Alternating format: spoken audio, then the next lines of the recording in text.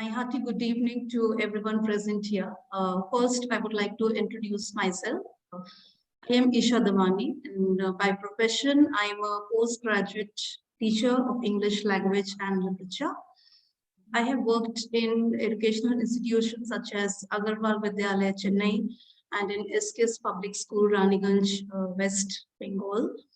And presently, I'm mentoring students on English language and literature and on the other subjects of humanities. And today also, I would like to introduce before you all AIFEST, of which I am the president for the year 2021 and 22.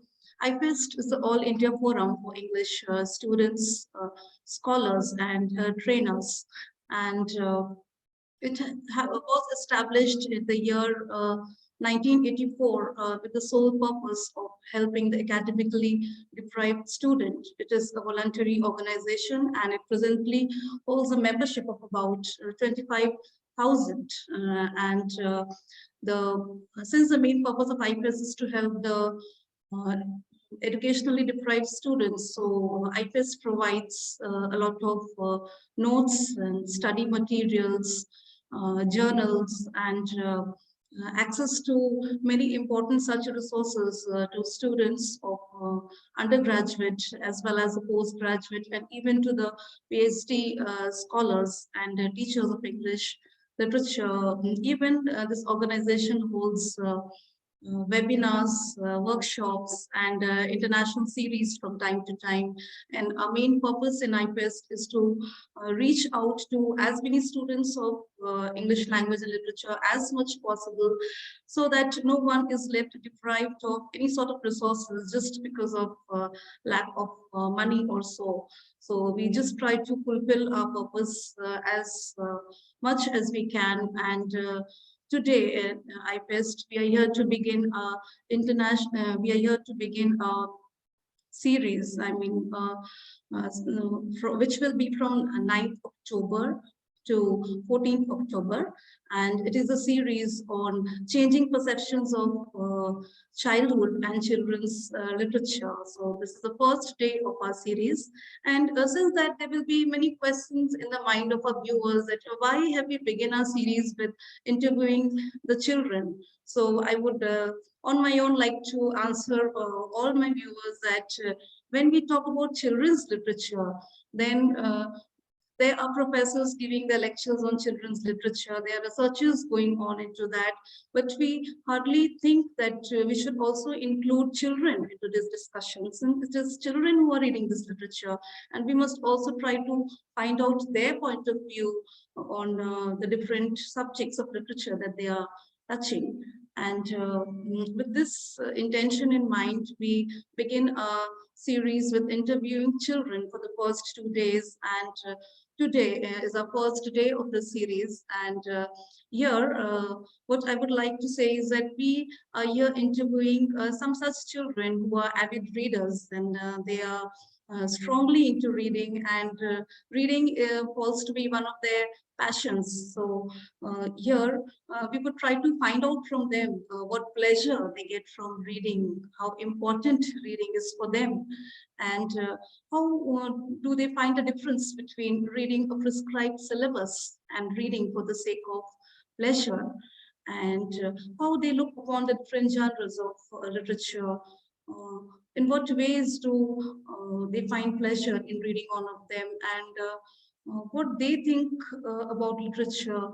Is literature serving only a purpose of communication? Is it just as a means of communication, or is it that they are getting some moral values also from literature?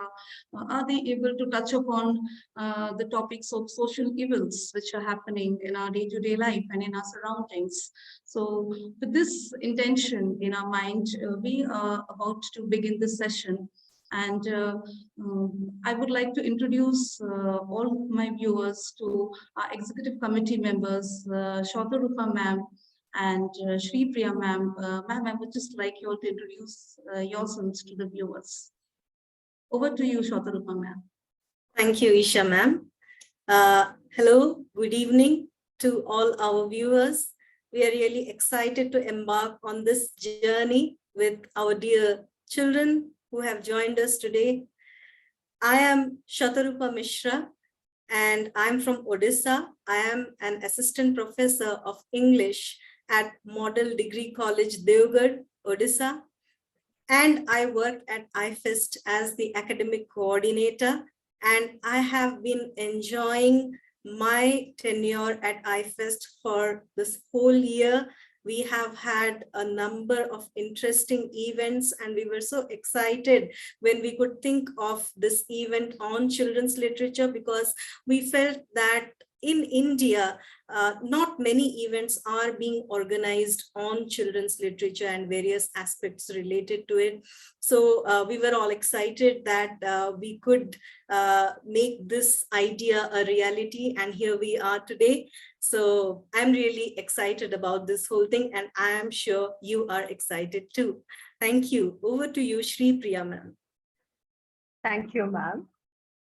I'm Sripriya. I'm from Tamil Nadu, and I'm a full-time research scholar, PhD research scholar, and I'm a joint secretary at IFEST. And welcome you all. Thank you. Over to Isha, ma'am. Thank you, ma'am. Shatarupa ma'am, I would request you to please share the screen with us. And I want to make readers, our viewers, very clear about the idea in which we'll be asking questions to our students.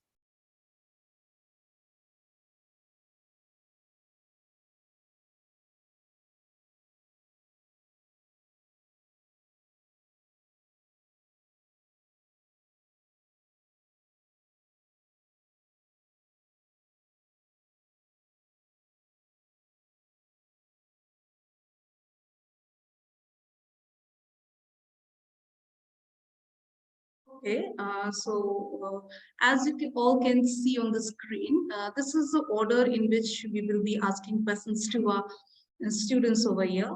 The full section of the interview has been divided into three parts. The first part is about reading and reading habits, regarding which I will ask questions to the students.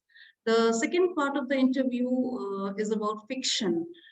And Shatarupa ma'am will ask questions to the students regarding fiction. The third part of the interview is about poetry, and Sripriya ma'am will take over and ask the students some questions related to poetry. The order of the students go as such. We have Ritimaan of class 8. He is an ICSE student. Debadrita also of class 8. She is a CBSE student.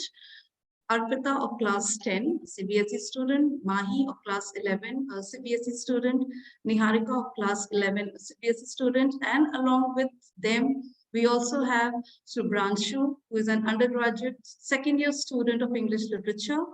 And the purpose of having Subhransu in this interview is that she will help us get an insight into what all other students are talking about, the different genres and the reading habits. The questions that we will be asked as such that I will ask question numbers 1 to 6, Shatarupa ma'am will ask question numbers 7 to 12, and Sripriya ma'am will ask question numbers 13 to 18. And now I would like to ask questions to the children about reading. My first question is for Ritimaan. Yes, ready, okay. Ritimaan heard a very famous quote by Richard Steele, who says that reading is an exercise to the mind, as reading is an exercise to the mind, as like we have exercises for the body. So here, as also what I read on your bio note, that you are into recitation and you are going for recitation classes. Ritimaan, for how long have you been going for recitation classes? with 7 years to be exact. Okay, okay. Ritimaan, when we talk about poetry, a very famous quote by William Wordsworth is, poetry is a spontaneous overflow of powerful emotion. And with this context, how can you support this statement and clearly define the difference between reading of a poem and recitation of a poem? Miss, I feel that recitation and reading mainly differentiates in the form of the voice modulation. In recitation, we have to keep the voice modulation as absolutely correct as possible. But in reading, it's not that case. Recitation is supposed to be from memory, and reading must be from can be from a text. Recitation involves the emotion of the characters, and tune or beat of the poem has to be kept while reciting. And the Miss, and reading recitation we can understand the plots, the characters, um, and the expression of the characters involved in the poem. Uh, and I would like to end with a quote that reading touches the mind, but recitation touches the heart.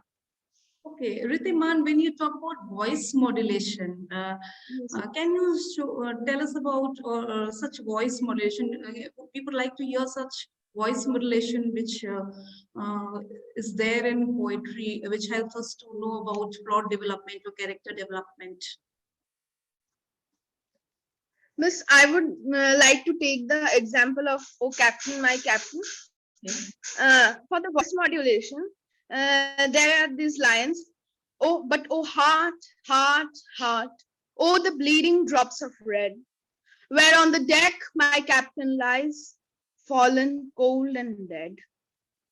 Beautiful, Miss, Ritimaan. and for the plot, Yes. for the plot development, again a quotation from "Oh Captain, My Captain." Yeah. The port is near, the pulse I hear. The people are exalting, while follow the eyes, the steady meal, the vessel grim and daring. Beautifully said, Ritimaan. We can clearly understand about the plot development as well as the voice modulation makes very evident to us how the plot develops and how a character develops through poetry. So I think reading poetry serves a great purpose to us. And even recitation of a poetry serves a rather bigger purpose. Thank you, Ritimaan. Thank you, Miss. Now I should move on to Debadrita.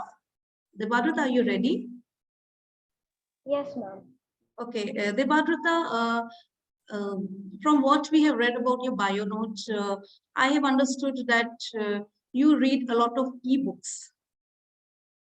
Is it so? Yes, ma'am. Okay, Debadrita, my question to you is based on the reading of ebooks. So ebooks serve the purpose of an entire library. Can ebooks become the first love of a student of English literature? Or do you opine that the hardcover copies of the books have got no substitute? I personally feel that hardcover copies have no substitute because even though ebooks are very convenient and you can get the books very easily on the ebook format, but I think that when you're reading, I like to take the example of the Fault in Our Stars. Like when you're reading a very sad book, then an ebook will not have the tear tracks or the coffee stains on your book, or maybe even not have the emotion which you attach to it. You can't write notes on an ebook. And I think that is one of the main reasons why hardcover copies or paperbacks cannot be replaced by ebooks, no matter where I go. And Debadrita, what suggestion would you give to a student who has started reading newly? Would you suggest a student to start with an ebook or start with a hardcover copy? I would suggest them to start with a hardcover copy because reading ebooks is a habit one can develop later on in life. But hardcover copies, I think that they should be a person's first thing that they read. Like anything, it can be a picture book, it can be a novel, but one should start with hardcover copies. Okay, thanks, Debadrita. So here we also get to know that there are students who are reading ebooks and they are making use of the gadgets for reading ebooks. So it is fine that if some students want to read ebooks, the parents must encourage them, provided that yes, they are making use of the gadgets and technology in the right way. Thanks, Debadrita. And my next question is for Arpita. Yes, Arpita, are you ready?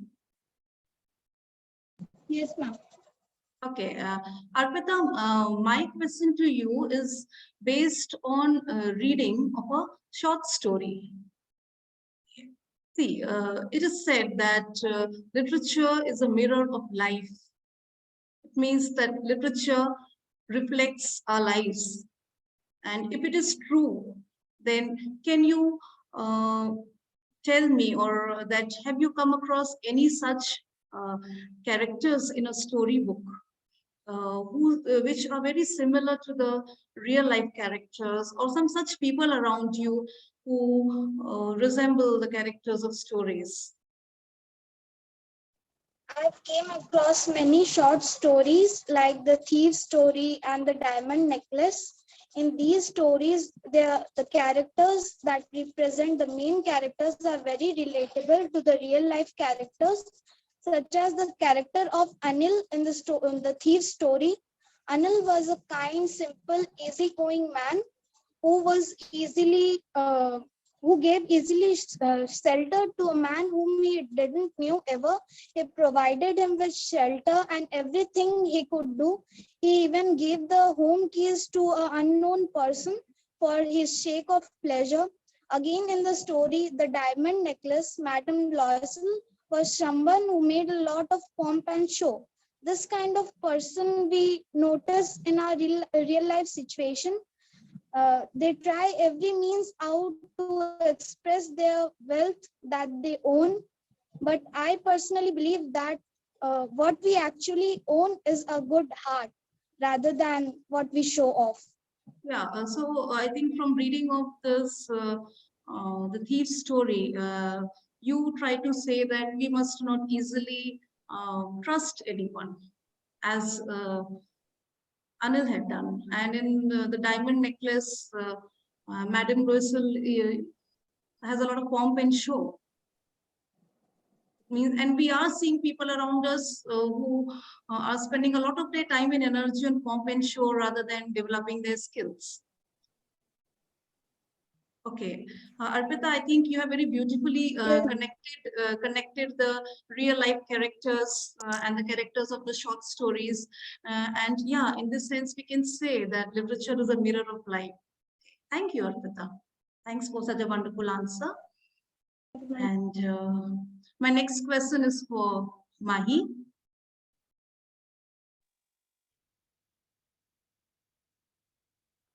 Mahi, are you ready? Yes, ma'am. Okay, Mahi, when I read your bio note, I was very impressed that you are into reading non-fictional books, because we hardly see students who are interested into reading of non-fiction. So based on non-fiction, I would like to ask you a question, that how does the reading of non-fiction helps to portray the evils of the society and the ways in which common people fight out these evils?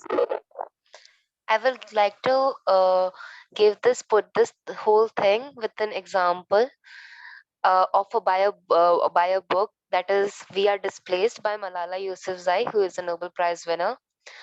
What happened, like it is a true story that she wrote in We Are Displaced, the book, that they were displaced because the social evils that they have to fight, and everything, and they had to be displaced to London because everyone in Pakistan, because Pakistan is the story of Pakistan. Malala Yousafzai was shot 3 times and she was severely injured, and she has to fight all those social evils, and she has to be transferred with many different girls. and they were displaced. Not only this is a thing, but many social evils in our society, that is racism, casteism, colorism, everything is so abundant here that is, even we, even if we are so much modern and we are so much modest about these things, we are still back on some things, like we are not very prominent about girls wearing short clothes and revealing clothes. That is the social evil, and everybody blames many many people for doing these things, which is not very good. Okay, Mahi, that means reading of non-fiction do help us in many ways, right? Yes, ma'am, it does. It helps in ways in putting your views together about the what is the real society, and it helps to know about the everything that is going on in the real world. That means non-fiction brings you face to face with the reality of the situations around. Yes, ma'am. Thank you for such a beautiful answer, Mahi. And my next question is for Niharika.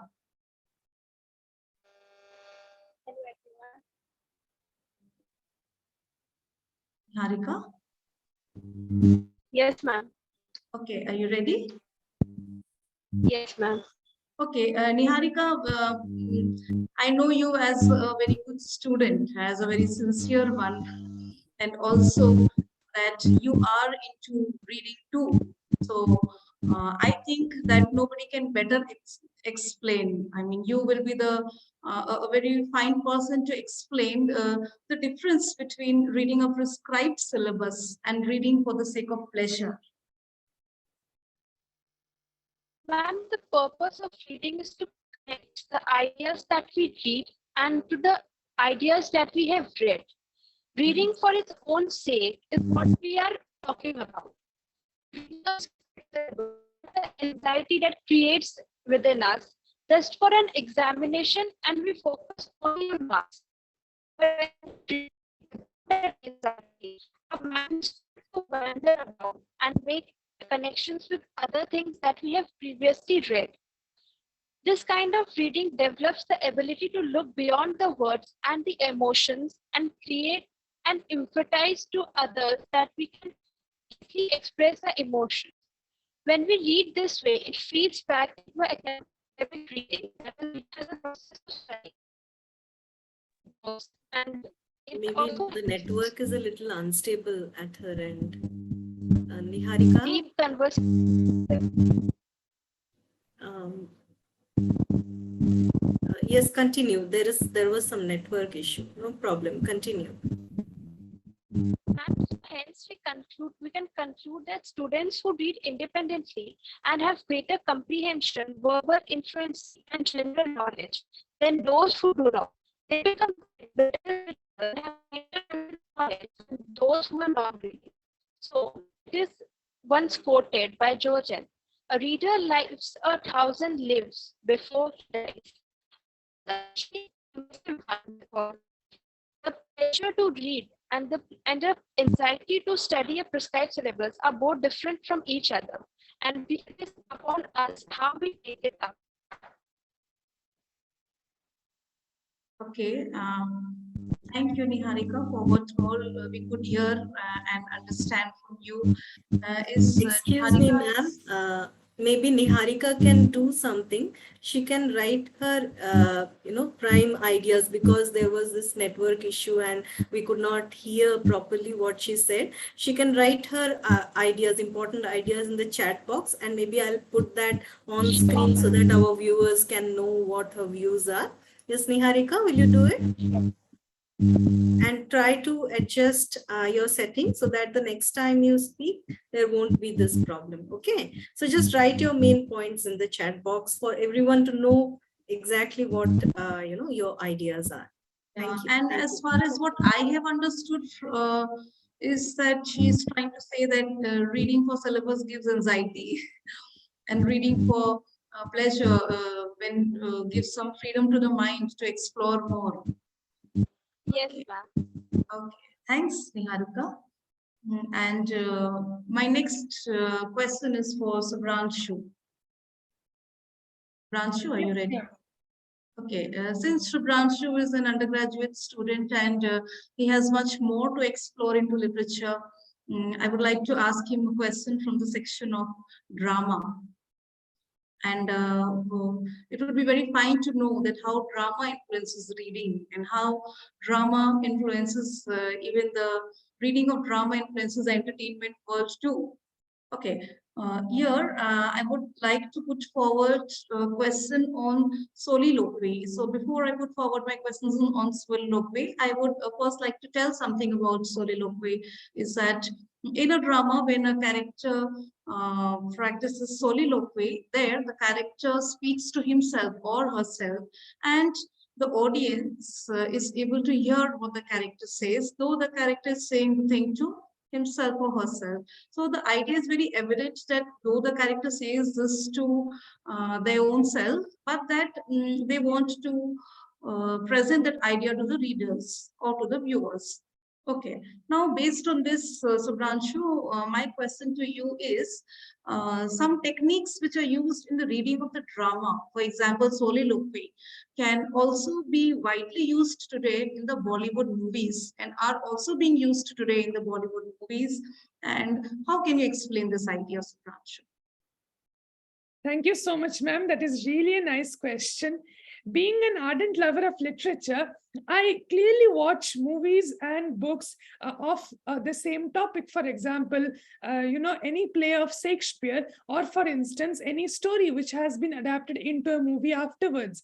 And over there, the importance of a soliloquy is too much. The main purpose, as you very correctly mentioned, it shows the state of mind and the details of a particular character. And that is what makes the character very important. Not only, for example, if we see the character of Simba in The Lion King, or any other character which especially influences children in children literature, that is the soliloquy which focuses, which keeps them hooked until the last. Not only one part of the soliloquy, because the character has many parts of a speech or parts of a dialogue. But why soliloquy is important for me?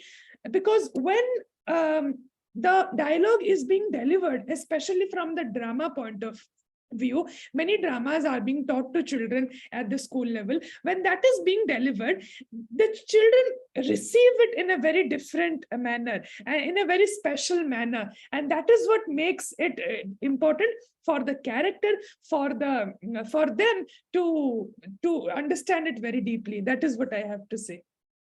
Okay, Subhransu, there are many such movies also. I mean, can you just set some examples of movies?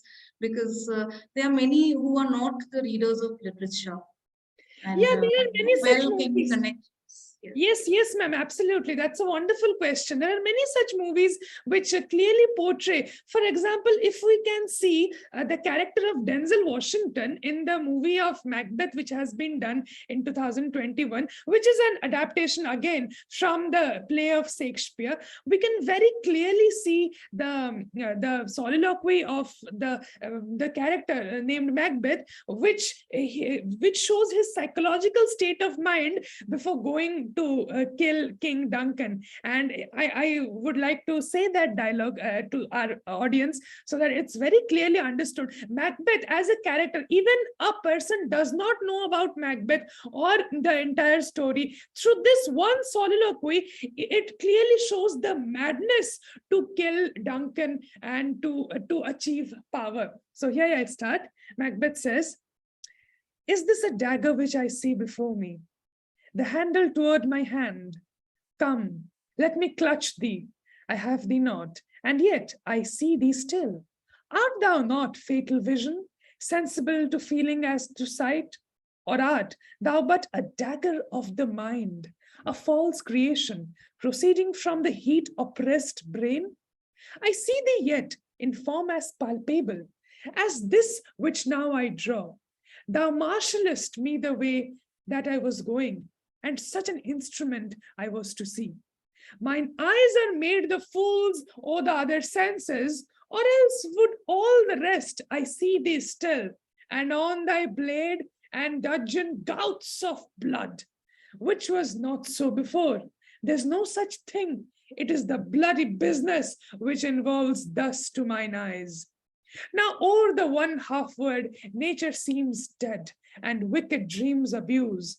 The curtained sleep, witchcraft celebrates, pale Hecate's offerings, and withered murder, alarmed by the senetal, the wolf, whose howls his watch, thus with this stealthy pace, with Tarquin's ravishing strides towards his design, moves like a ghost, thou sure and firm set earth.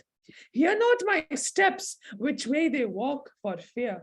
Thy very stones prate my whereabout, and take the present horror of my time, which now suits with it. Whilst I treat, he lives, words to the heat of deeds, too cold breath gives. I go, it is not done. The bell invites me. Hear it not, Duncan, for it is a knell that summons thee to heaven or to hell. Beautiful, beautiful. And I think that if I would not have prepared this question for you, we would have missed out on something so amazing. And you know, such a good learning, and you have breathtaking. Very nice flow. Thanks a lot, Subhransu. So here we can get a very fine idea of the dramas that serves as a very important purpose of reading, and how we are able to connect drama to, you know, to even the world of entertainment. So here I have almost completed all my round of questions on reading, where I have tried to cover non-fiction, short story, and drama, and even the different reading habits and everything. And I have completed my round of the sessions, and now I would request Shatarupa ma'am to please take over. Thank you. Thank you. Thank you, Isha ma'am. That was so wonderful, and what a wonderful recitation. We were talking about recitation. Now we know the power of recitation. We just heard, Subhranshu just going on with the very important scene from Macbeth, actually, and there were goosebumps, on my hand. So it was really very interesting.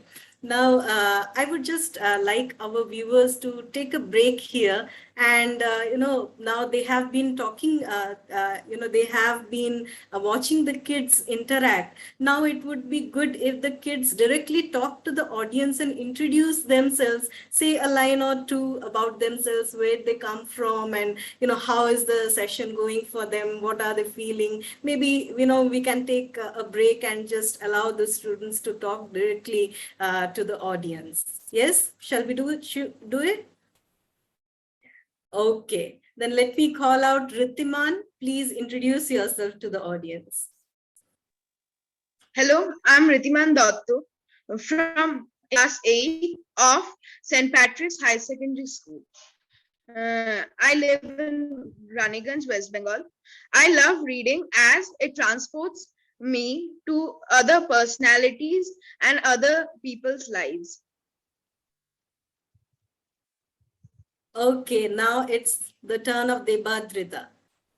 I am Debadrita Chakravorty, and I study in class 8 in Delhi Public School, Durgapur. I stay at Durgapur as well. And I love reading books and sometimes watching movies, depends on the type of the movie. And I also like dancing. Okay, so Debadrita is a dancer. Very nice. Now it's Arpita's turn. Hello everyone, I am Arpita Ghosh, a class 10 student of SK's Public School, Raniganj, West Bengal. I like reading books. Besides this, I also like watching cartoons. Cartoons, definitely everyone's favorites, even ours. Thank you, Arpita. Now it's the turn of Mahi. Namaste everyone. I am Mahi Sharma. I am a student of 11th standard and I am currently studying in Delhi Public School, Durgapur. I reside in Andar and I love Marvel and I love reading romantic novels and books. Oh, wow. I love Marvel too.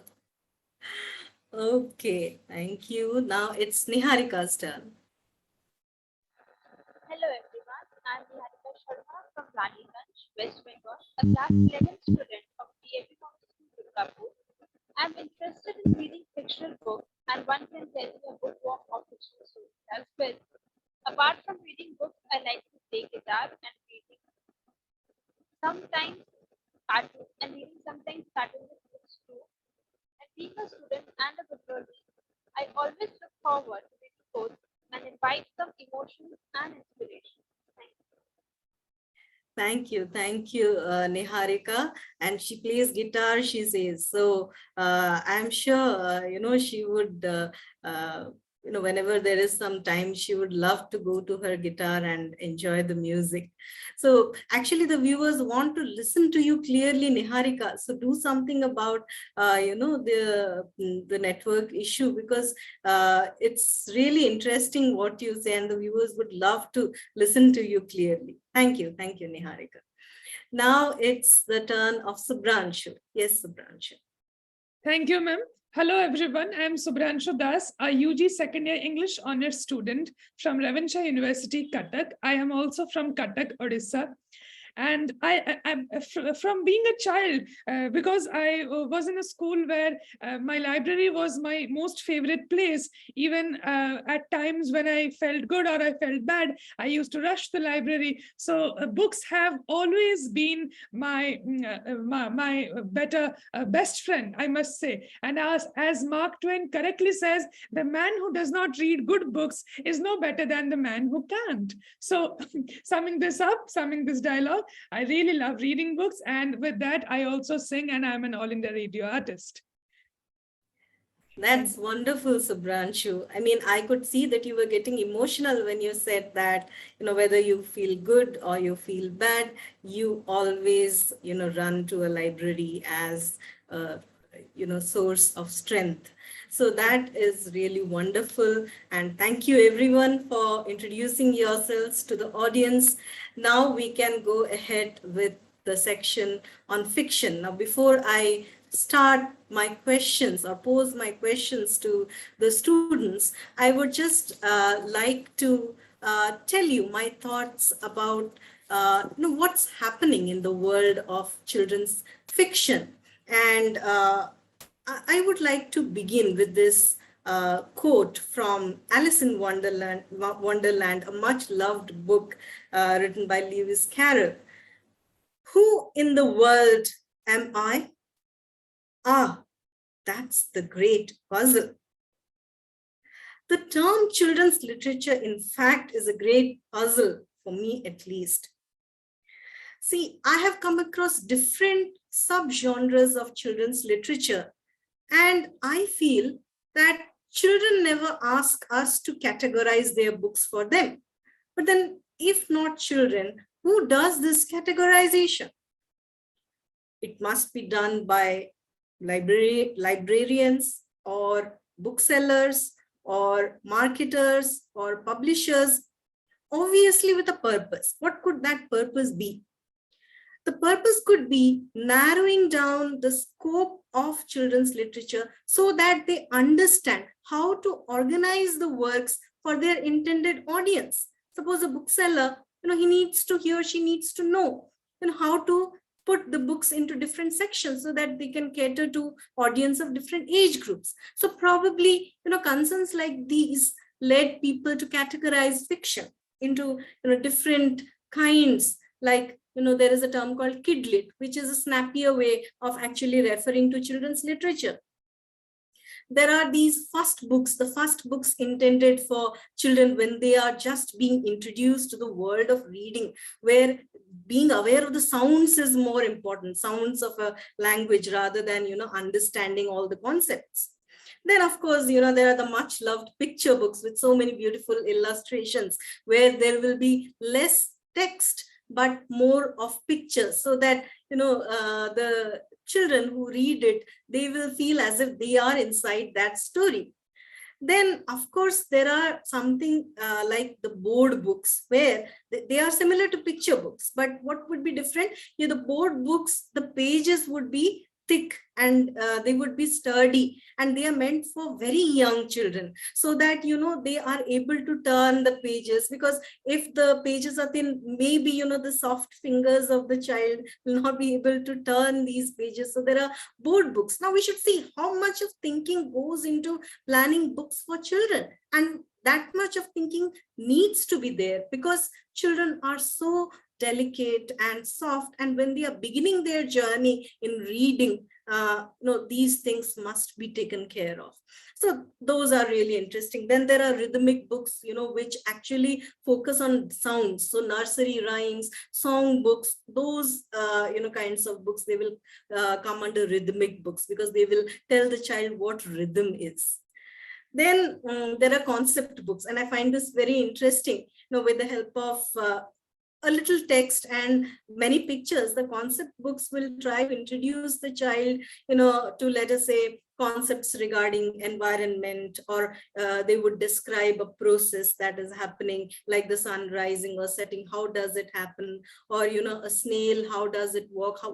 What the life of a snail is like. So all these things would be told to children in a very interesting manner. And I find that if I come across such a book, I find it lovely to read that kind of a book.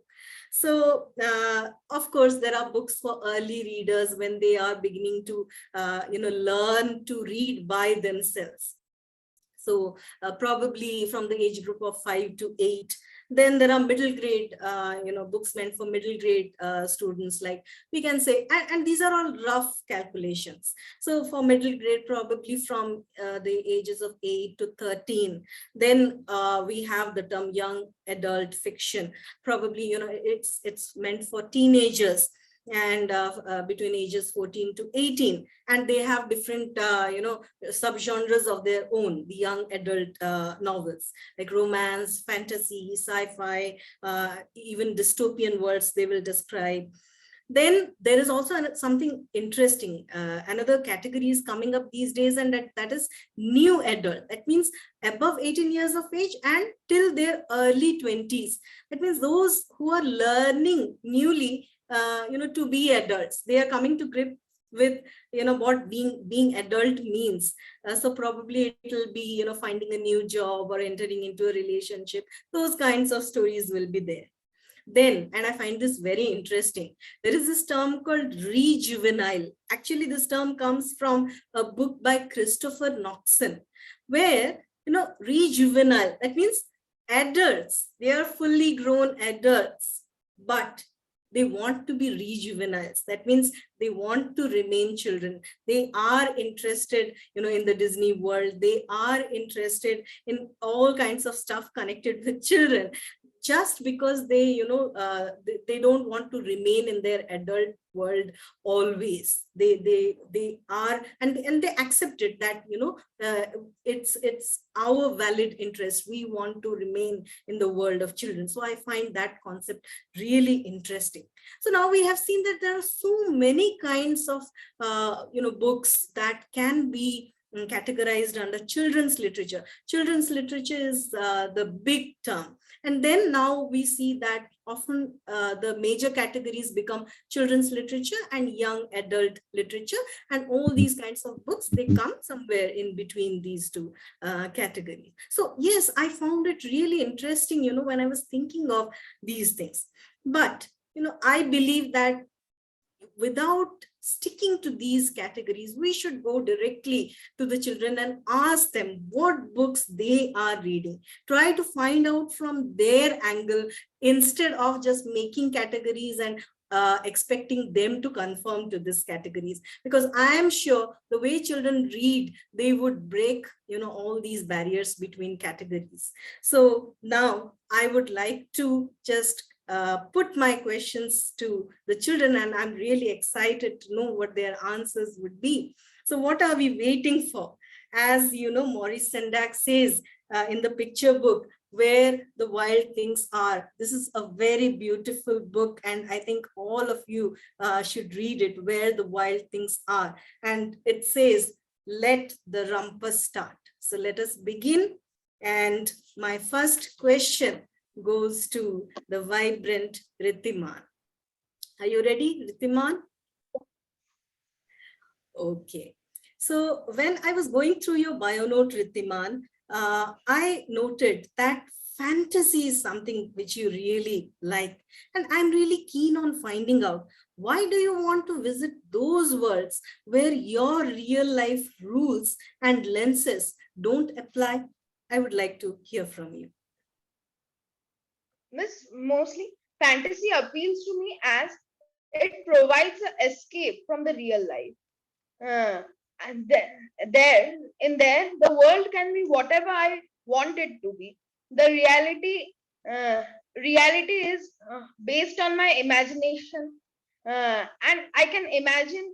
I can literally see that what is happening in the world, in the strange and weird worlds. Okay, so like, you would be beside Harry Potter on the train to Hogwarts, and you would be, doing those, when Harry Potter would be casting that Patronus charm. So you would also be doing that, trying to send away the Dementors. So even I am excited, even if you are there, I too want to be there. Okay, so that was really interesting, Ritimaan. Now, I have a second question for you because I find this really interesting. You say, among other books, you mentioned that you have read stories for children written by Satyajit Ray. And I really want to ask you, what is your experience of reading stories by Satyajit Ray? How much of fantasy Satyajit Ray employs in his stories for children? Because, I have some idea about the stories related to Professor Shonku. And there, though it is related to science, we have, these devices like air conditioning pills. So if you eat that pill, there will be the right kind of environment near your body. So it is, part science because it will be based on a principle, but part magic. How can such a pill ever exist? So I'm really, interested to find out your experience of reading Satyajit Ray's stories and where does fantasy come into the picture? Miss, I cannot classify all of Satyajit Ray's stories into a single genre. There are supernatural, fiction, realism, then normal fiction, mystery, then science fiction, and of course fantasy. Means there is a wide range of subjects he has covered through his stories. In one side you have Prothmitur or Feluda for short, perhaps the greatest detective in all of Bangla literature. And in the other side, as I said, is Professor Shonku. He is a sci. I cannot classify him as a sci-fi character because uh, his character is magic, but somehow it got into the veil of science fiction. And the most beautiful thing about Satyajit Ray's writing are the descriptions of the places. If you read Ray's books, you will find that you are in the exact spot as the characters are. A vivid description of all of the places are given, and it can, of course, be used as a tourist guide. It's so well. That's wonderful, Ritimaan. I mean, I'm really impressed by your understanding of the whole world that Satyajit Ray creates. And, you have said that Satyajit Ray deals with realism in his fictions, which is correct, definitely. Now we are inspired to imagine how could a writer write, about real things as, nicely or as ably as he would create a world of fantasy. He makes both these things, equally appealing. So that is something really fascinating about what you said. So thank you so much, Ritimaan, for your interesting answers. So I wish that you keep on reading. This is amazing. Okay, so my next question is for Debadrita. Are you ready, Debadrita? Yes, ma'am. Okay, fine. So I was really struck by the bio note of Debadrita when she said, the one question interesting question for her would be, who would you dine with? And she would have a long list of dead fictional characters. So this got me thinking, what makes you so interested in death, Debadrita? Because you see, I was just the other day, I was reading a poem, and it was written by Wordsworth. And in that poem, Wordsworth actually poses an interesting question. What should a child know about death? And, I was left thinking, what could the answer be to Wordsworth's question? And then now I feel that I should ask you that question. You would help me answering Wordsworth. Because you see, usually we see that teachers or parents, they are not interested in discussing death with their children or their students. So why this interest in death? I say this in a positive way because I welcome it. I usually don't see that, in readers. So maybe you could talk about this interest of yours in connection with some texts you have read that deal with death. Yes. Ma'am, I think that death You're muted. is the point. Yes, continue. I believe that death is the place for new beginnings. I have read books like The Hunger Games. One of the books which I think deals with death in a very positive, or may I say negative aspect, is Harry Potter and the Deathly Hallows, because in the Battle of Hogwarts, most of the characters die. So I think these books have altered my perspective on death. Because even with the Hunger Games series, when the book begins on such a negative note with death all around in the air and people fighting for their lives, I think it makes you look at death in a different perspective, because it makes you feel that life is valuable because of death. And to answer Wordsworth's question, I think that a child should know everything about death, because like even in The Little Mermaid, the actual story by Hans Christian Andersen, the Little Mermaid kills herself in the end.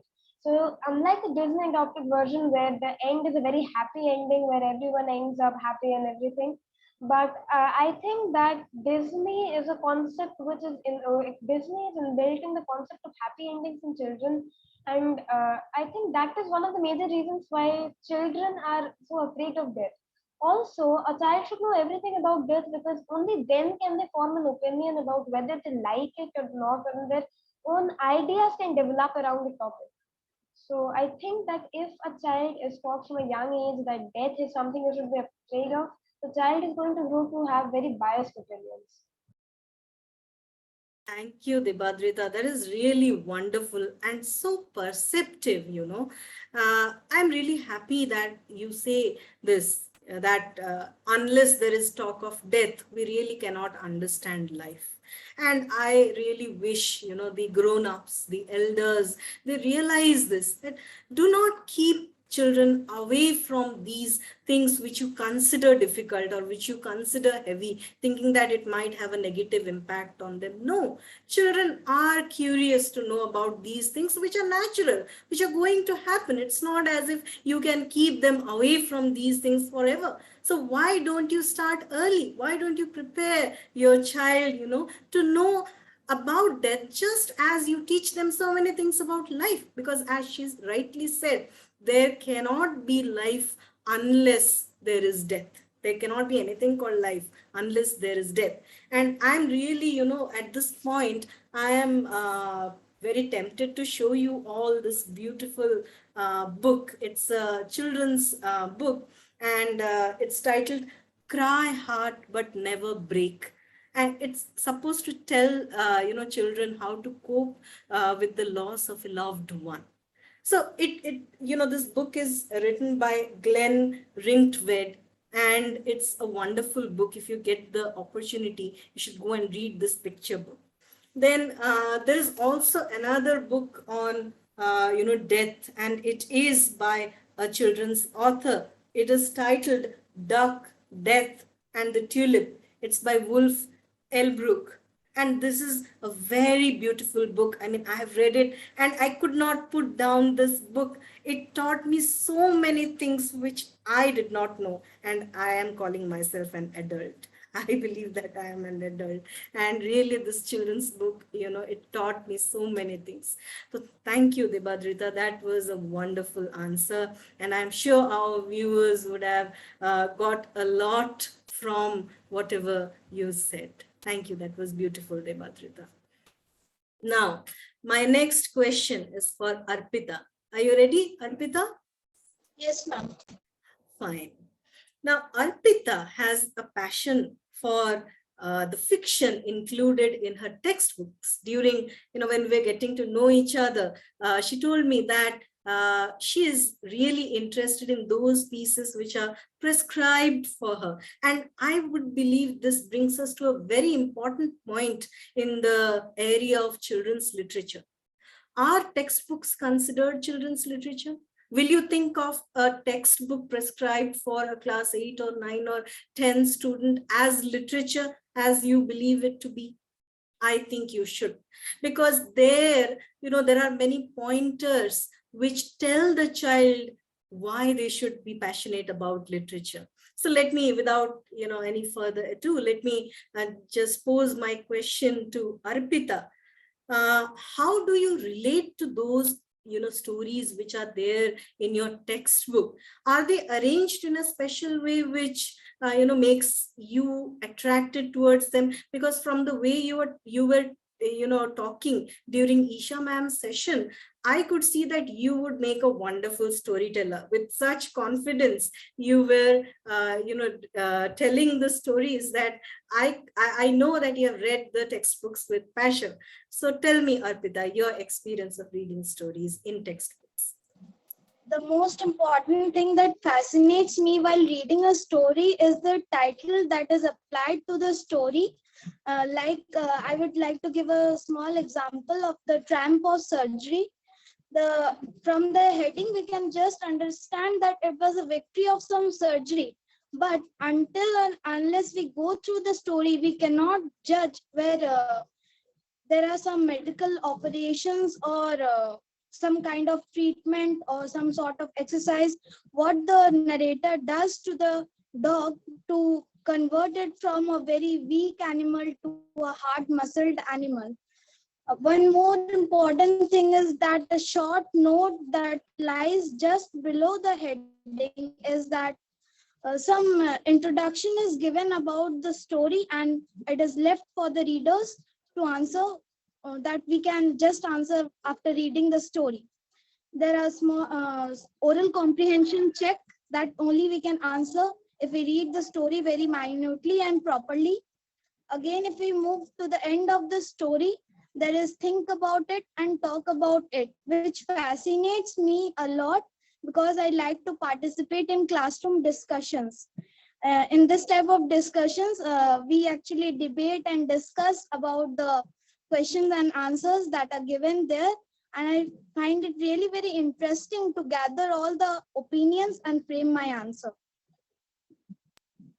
That's really wonderful, Arpita, because I have usually seen whenever children, they deal with textbooks, they just want to finish reading the story, and in such a way that they will be able to write the answers in the examination. That is their only concern, and they hardly enjoy the story as they would read a story outside a textbook. But I want to question this difference. Why should there be a difference between reading a story in a textbook and reading a story outside a textbook? Why? And what you say, Arpita, that's really interesting, because you notice those sections. You actually notice those sections which are there to, increase your curiosity about the narrative, asking you to take part in the narrative, maybe play guessing games, the questions that are there in the middle. Also, there are sections which ask you to focus on language. So language learning is also happening side by side. And then, of course, there are these sections which you talked about, they help you in making your imagination better. So this is really encouraging that a child notices those sections, because those sections, they are prepared with care. Educationists, they actually take extra effort, to prepare these textbooks for children. So I would say if there are students like Arpita who notice these sections, then their efforts would be fruitful. So thank you, Arpita, for your wonderful answers. Thank you. Thank you. Now, my next question is for Mahi. Okay, and what I am going to ask her is really interesting for me. Whenever we talk of children's literature, we talk of beautiful things, but we hardly talk about fear, which is a very important aspect of these narratives written for children. If we go back to the tales written by Grimm brothers, they would actually describe these dark places. And I believe Grimm brothers were the first to actually increase our interest in the figure of the wolf.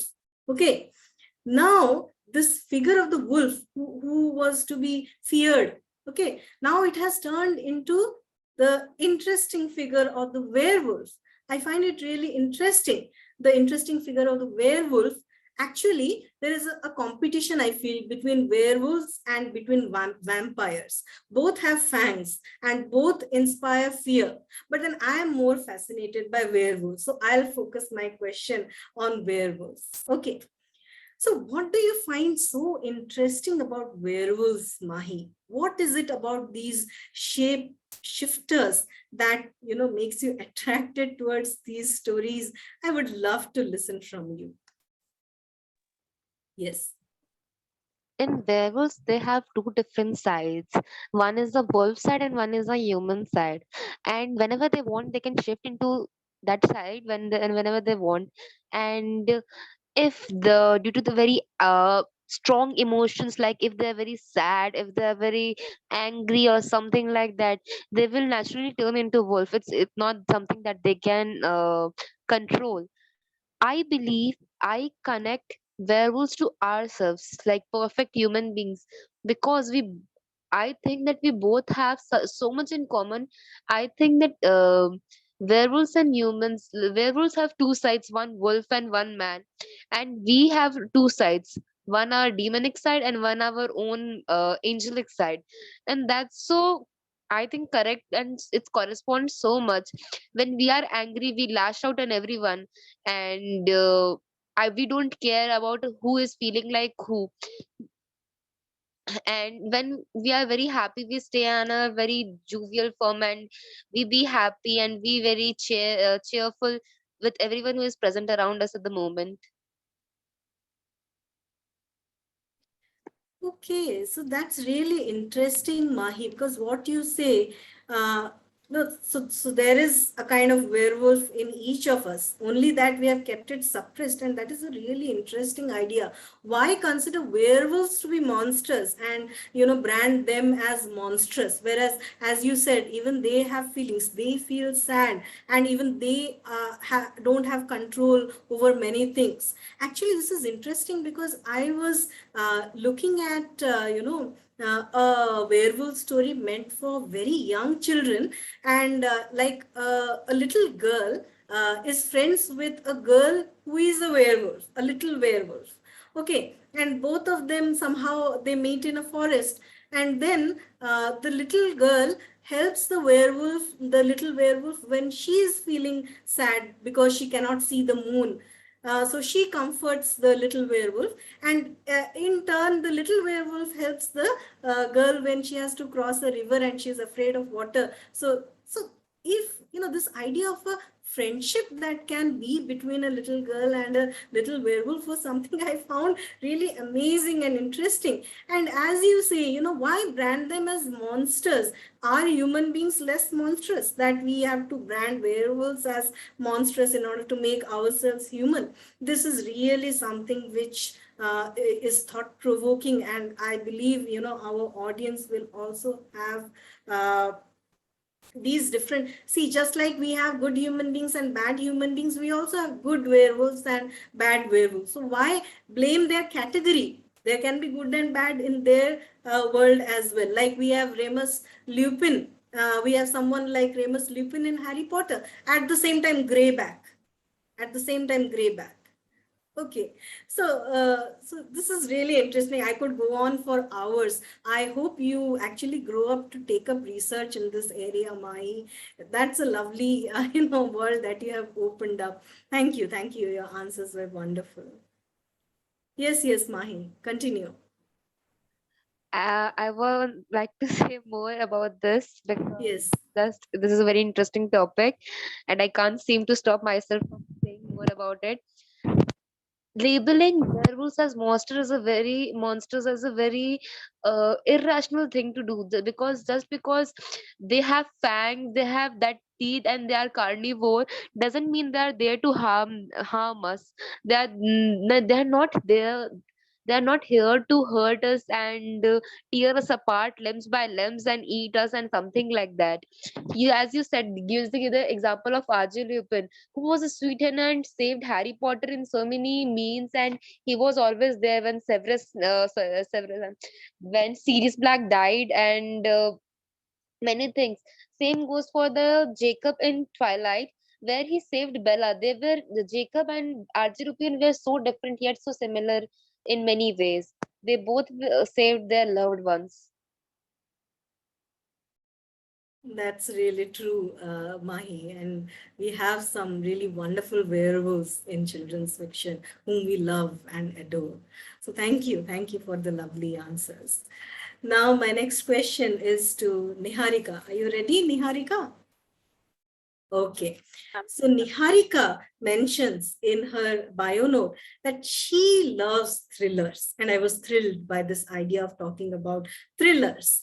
Because you see, usually when we talk of children's fiction, we think of it as a way to give them some relaxation out of busy schedules where they have to go for tuitions, for classes, for examinations. So it should be something relaxing. But what do you gain from a thriller? Of course, you don't want to relax, because a thriller makes you sit on the edge of your chair. Anything might happen now. Okay. So what do you feel, Niharika? Why are you so interested in these narratives, which we call thrillers? Does it make you feel smarter because you are solving the puzzle along with the narrative? Tell me your experience of reading thrillers.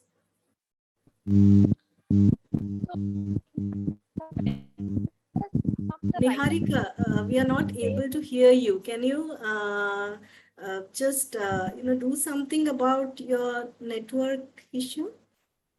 She's I have muted. to stop my video because my Wi-Fi and my mobile data both are not working. Okay, fine. So you can switch off your video and then you can just speak so that the audience gets to hear you clearly. So in a suspense, the readers become the writer, in way restlessly imagining how the story will unfold. We can't help ourselves, the mind craves a complete narrative and struggles with unresolved threads. Have we ever provided you with the desire to return only for a few minutes to complete the story in more satisfyingly? Yes, I have. Mysteries writers want narratives that are incomplete enough that the readers keep turning pages. We want to create a compulsive readability that has its own velocity and has its own thrill and its own power.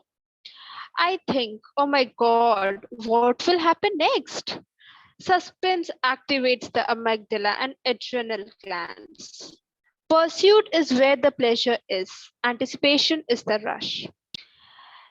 I would tell to some of the stories I have read that All the Missing Girls by Megan Miranda is told in reverse, accentuating this dynamic. A reader can't help but wonder, where is this headed? Or in this case, it will be backheaded. Then I would also like to be Sarah's bin rose behind her eyes creates a feeling that an enormous twist is coming, almost teasingly so, through the entire narrative. Give nothing away. While much has been said about the twist itself, much pleasure comes from the compulsive guessing leading up to it. The nature of anxiety is uncertainty. The desire to hurry to the end is relatable, and even if we feel the self-restraint to endure the suspense, we find ourselves squirming, checking the time, and telling ourselves to read just one more page and just one more page. Okay, so that's really interesting. And I find an interesting comment by Ritimaan here. He likes to place his bet on the character who appears to be villainous. So Ritimaan, I wonder, do you lose the bet often or do you win the bet often? Which is true for you? Must lose the bet. Okay. So, Niharika, what you said was really interesting, and the references where, you actually told us why you seem to have done research on, why thrillers are interesting. You're talking of exciting the amygdala and, so now I am like thrilled. You not only love thrillers, you have also done research on, why you are so attracted towards thrillers. So definitely you are on a very nice journey. And keep up, this habit of reading. And maybe from the way you talk, I am tempted to say that maybe, one day you will feel like writing a thriller, because only when you read these things and you participate in the storytellings, you feel the impulse of writing such stories. So I wish that one day you take up your pen and sit and write a story that will be thrilling for the audience to read. So thank you, Niharika. That was wonderful. Sure. Now, my last question in this section is for Subhransu, who I know is an avid reader, and Subhransu is in his undergraduation, is in the second year of his undergraduation. Okay. So now for us, he serves a special purpose. He is not in school anymore. He is now 2 or 3 steps ahead of all the other kids that we talk to. Though we cannot call him an adult in that sense, still he is more experienced than all the kids that we talk to till now. So I would like to ask Subhransu what his views on this category of children's literature are. Do you think, Subhransu, children's literature is only for children, or can it be meant for adults? You see, when I was, going through what fans have said about Harry Potter, I was really interested to see that an elderly woman, okay, she is saying how she read Harry Potter for the first time. Definitely, she read it not when she was in school, because then it had not been written. She read it when she was young. Okay, so she says, when I read it for the first time, I could relate with the mothers in the story. I could relate with the teachers. I could relate with, teachers in a special way because of how they see children in their classrooms, different children with different abilities. Like you see, we have a student like Neville Longbottom, who seems to be dull, but then he is not. So how should a teacher approach such a child in the classroom? Are all the students to be treated equally, or these are the things which teachers should understand? So now you see what I mean. When an adult reads a book for children, they bring their own experiences into it, and the world is different for them, the world of children's literature. And if I would tell you, I read and reread The Little Prince almost every 2 years. It seems to give me different perspectives of whatever is happening all around me. I seem to relate to it anytime I read it, and I have read it for so many times.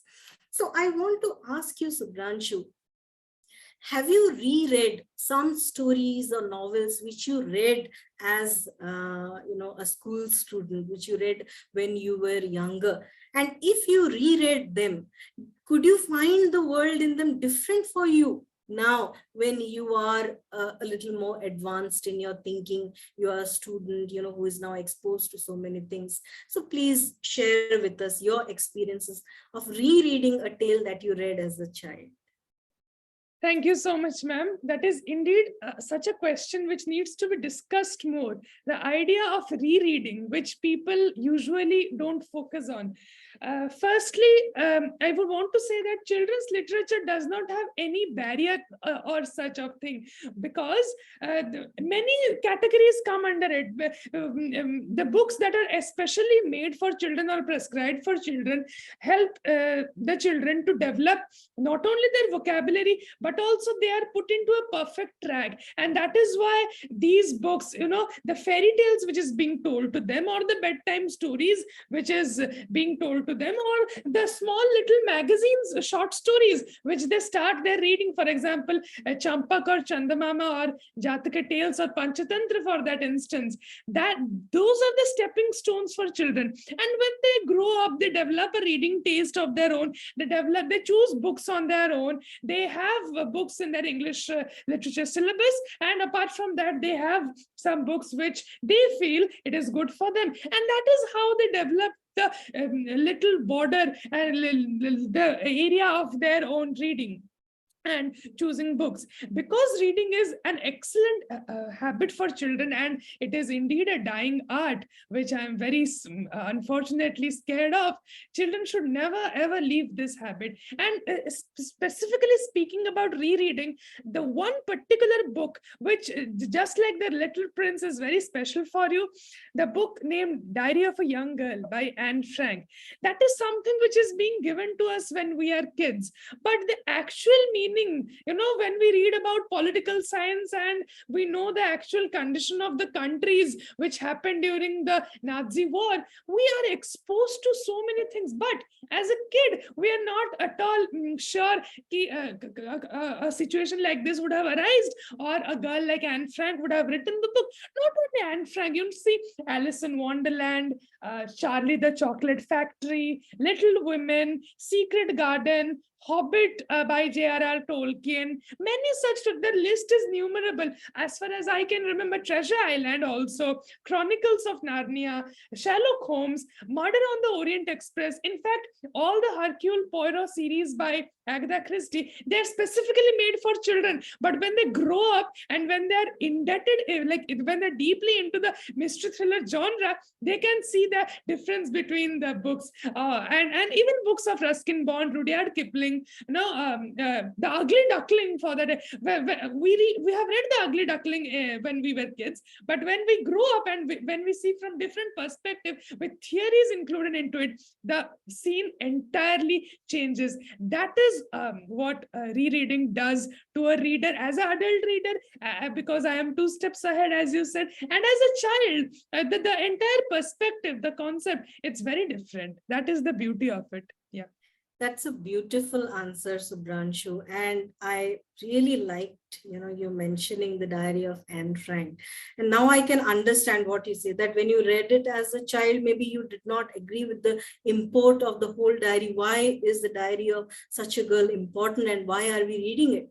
No, maybe, you identified with the child. Now, when you read it as an adult, you are better able to identify with the child who wrote that diary. So that's a wonderful answer. And I think that would leave everyone who is watching this thinking about so many things right now, their experiences of having read books which they had read as a child. And thank you, Subhransu. That's really wonderful on your part. So now we are done with the questions in this section. Now I think the children must be a little tired talking for such a long time. So Isha ma'am, what do you say? Shall we, treat them with a little surprise? Yes, sure. I think it will give them a good break.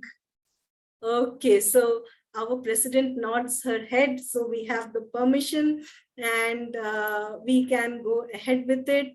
And Sripriya ma'am is going to help me do it. So let me tell you, what it is all about. Actually, it is something related to Satyajit Ray. We were discussing Satyajit Ray a little while earlier. And there is a 1969 movie by Satyajit Ray titled Gupigain and Bagabain. Gupigain Bagabain. And the narrative is really interesting. It's a children's film, okay, based on a story written by Satyajit Ray's grandfather, where this Gupi, who is a singer, and Baga, who is a drummer, they are driven out of their village because they don't sing and play well. Now, because they encounter a tiger, they feel the necessity of teaming up. And together they, start playing the drum and singing because they want to scare away the tiger. Okay, but what happens is their singing and playing, it attracts a group of ghosts who suddenly, manifest out of nowhere. And there is also a king of the ghosts, the Bhuter Raja, okay, who grants these two boys 3 boons. So that's a really wonderful movie. You should go and watch it. I won't spoil things for you.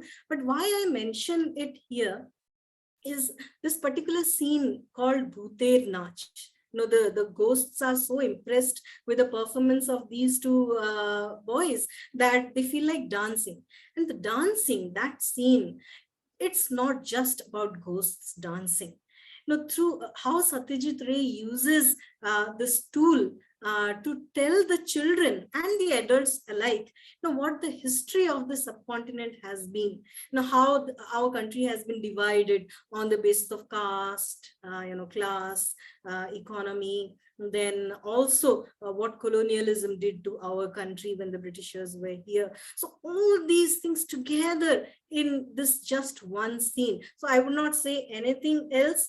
I would really ask Sripriya ma'am to present a small part of that scene for our kids and our audience so that they may take some rest and our audience enjoys the show.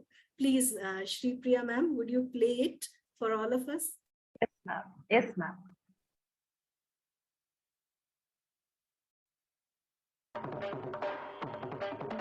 So hope the screen is visible to you. Yes, ma'am. Yes, it is visible. Yes. Just please increase the volume. Perhaps you had reduced it. Yes. Okay. Is it audible now? Yeah. For all of you? Yes, ma'am. Fine, fine. Okay, ma'am, you can stop it.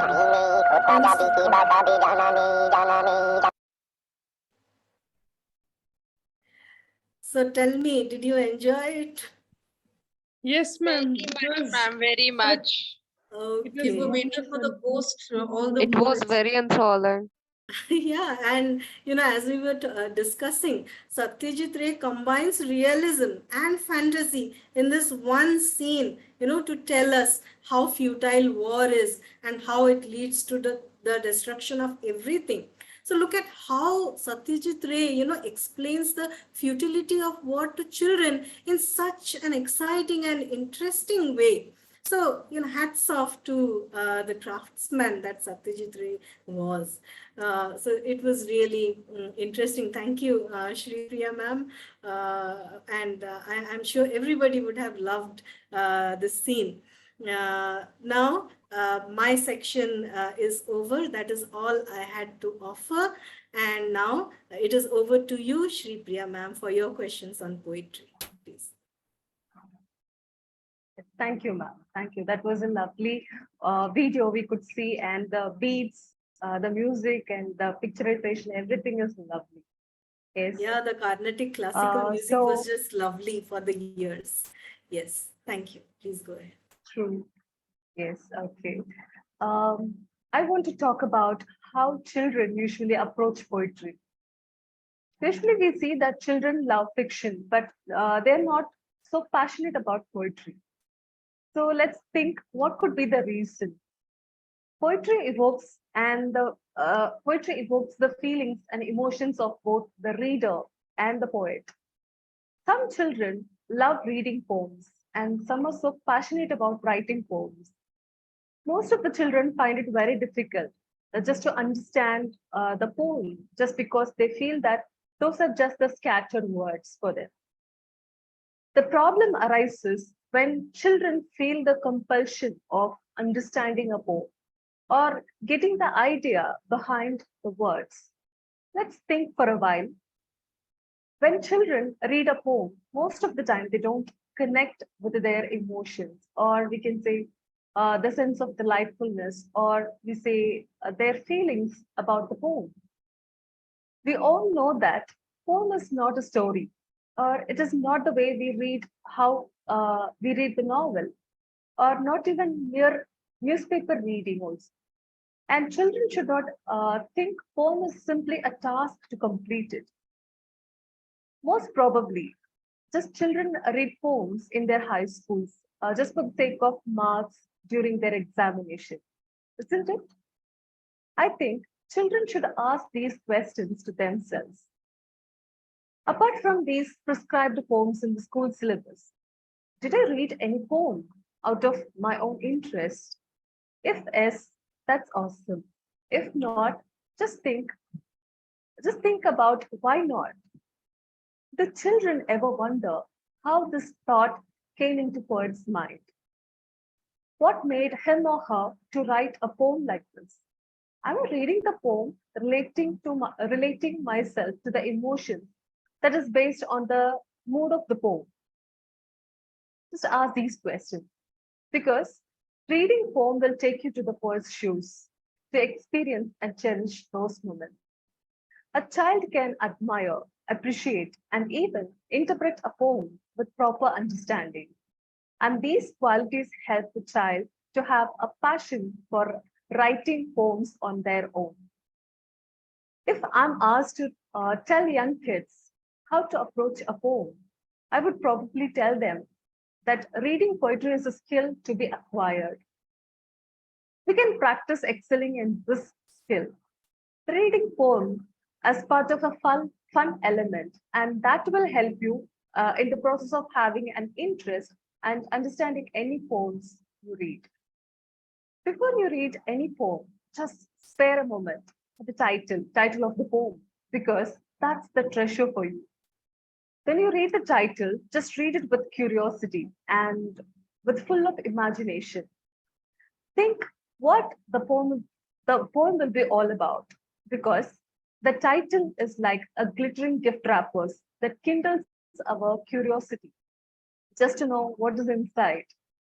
Now, proceed with the full poem, because you have some ideas to relate to the poem. While reading, try to get an overview of the poem. For example, when we read it, we could understand the mood of the poem, whether it is a happy poem or sad poem, whether it is a love poem, nature poem, or a somber.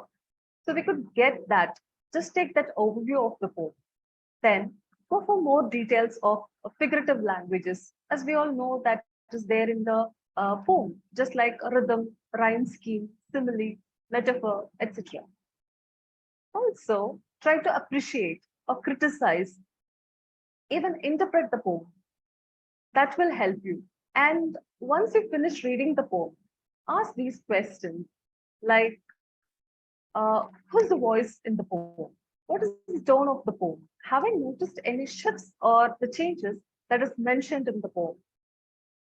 Just think, if I were a poet of this particular poem, how I would have written this.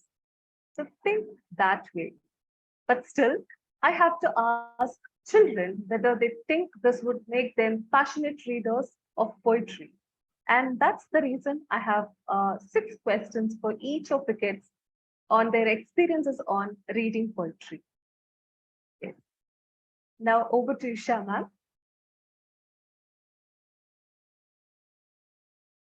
Sorry. Just before that, I would like to ask questions. So this is for Ritimaan. Sorry.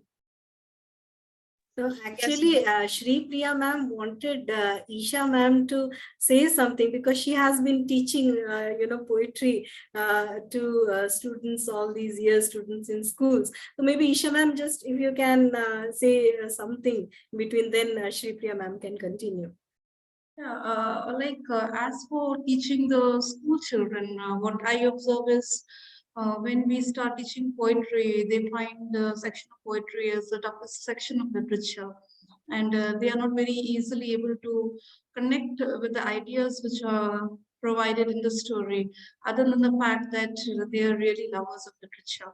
So they find rather reading of story easier. They find reading of a drama easy, but poetry seems to be the last thing that they want to touch. And I'm really impressed by what Sripriya ma'am has said about poetry and how children can generate the interest in reading poetry, because a very important thing is there that if we want to learn something, the first thing is that we have to keep ourselves open to that, and create an interest in some particular thing can only help us in generating greater interest into it. So this That's is true. That's my opinion and what I know about poetry. And yeah, I know it is a little bit difficult. There are rhyming schemes, there are poetic devices, but the language of poetry has always been very beautiful, and it touches the emotion of the readers directly. So let's then find out, what do the children think of Yes. their experiences of reading Yes. poetry and engaging with poetry. Over to you, Sripriya ma'am. Yes. Okay. Now the question is for Ritimaan. Ritimaan, are you ready? Yes, miss. Yes. Okay. There are different types of poetry that are being created every day. Even you might have come across some types of poetry or the poems. For instance, narrative poems, sonnets, free verse, ode, elegy, haiku, or dramatic monologues. So many things are there. Could you notice the difference in forms or the emotions conveyed in poem? Being a school kid, how could you see them? I just want you to share your interest. Which type of poetry do you like the most and why? But I think it's just the emotion that is different in the types of poetries. As I prefer the narrative poems that have a certain meaning behind it. Like, for example, "Oh Captain, My Captain," or for example, "The Road Not Taken." Means they engage me in them very well. Like in the "Oh Captain, My Captain," I read the poem once, then I could understand that the ship is mourning for some reason, and something is there. The captain has died. Then the little note is there. This poem was inspired by the American Civil War.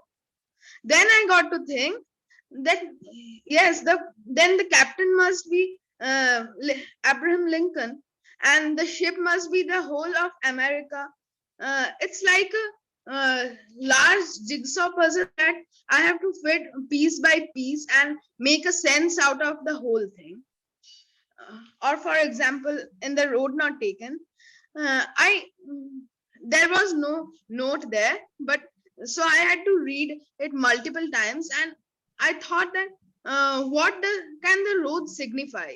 Uh, then a thought came into my mind that yes, road can signify decisions of life, and then little by little, a huge jigsaw puzzle that I couldn't make any sense of it slowly came into logical sense. That's relatable and it's so impressive the way you have said that. Thank you. Thank you, Ritima. Thank you. And the question goes for Debadrita. Are you ready, Debadrita? Yes. Yes, ma'am. Okay. Teachers are teaching poem in the classroom. Do you think poetry is taught in a poetic manner? Imagine now you're a teacher. If you feel poems are taught in a non-poetic manner, what are all the changes you would like to bring to the teaching poems for the betterment of the student? Will you suggest some of your ideas on that?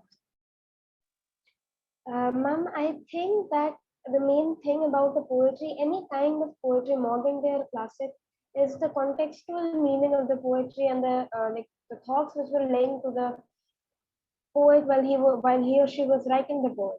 So I think that while the teachers are teaching the poem and they're explaining the contextual meaning, they should first of all allow some place for the students to figure out the meaning on their own. Because if everything is handed to you on a silver platter, they don't exactly find the joy in finding out the context of the poem and connecting the dots to find out to paint a whole picture.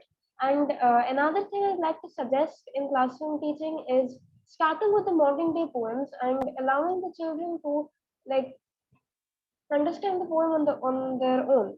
Like the last day, my class teacher was teaching me the rhyme of the ancient mariner, part one by Samuel Taylor Coleridge. While it is a beautiful poem with a very nice context and a very deep meaning, most of my classmates did not enjoy the poem. I think that is because, first of all, they did not gather the meaning, and second of all, they did not exactly understand the classic because it is not exactly very relatable. I'm sorry to say, but 19 poems written in 1950s and 1960s are not exactly relatable in 2022. So I think when poetry is being taught to children, it should be started with modern day poetry. It's on mute. Yes, that's And that's very all I had to say. insightful. Very insightful indeed. And thank you for that suggestion, Debadrita. Yes, ma'am. Yes. Thank you, Debadrita. And that's a wonderful idea. And that's a great way to to teach a poem. Thank you.